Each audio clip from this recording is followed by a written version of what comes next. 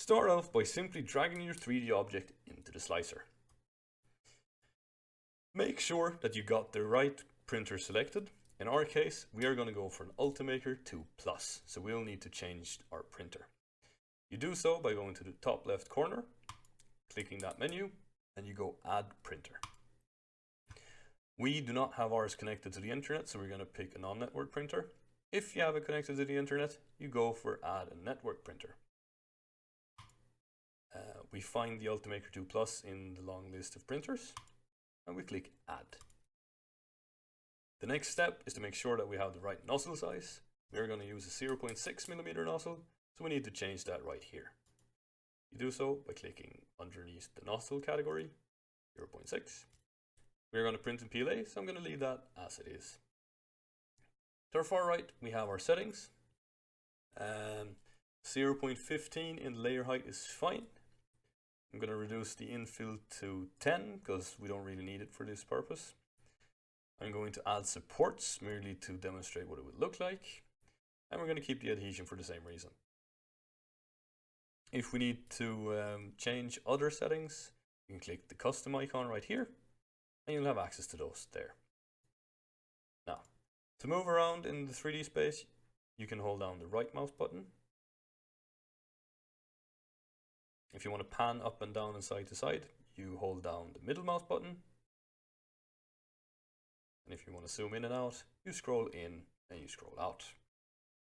By left clicking our model, we get access to our tools right here. The first one is to move the model on the build plate. The second one is to scale our model if for some reason it is not big enough or if it's too small. You can do so by uniformly scaling it by holding the center block, or you can simply type in whatever measurements you want right here.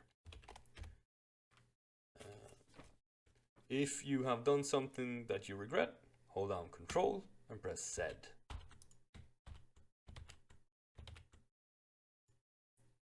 If we need to change the orientation by rotating the model, you press Rotate. By grabbing one of these axes, you can rotate and change the model the way you like. And if you need to get the surface bang on to the build plate, what you can do is you can select this tool right here. Press the side that you want against the build plate, and it will snap right in place. Now that we have all our settings correct and the orientation is to our liking, we can press Slice.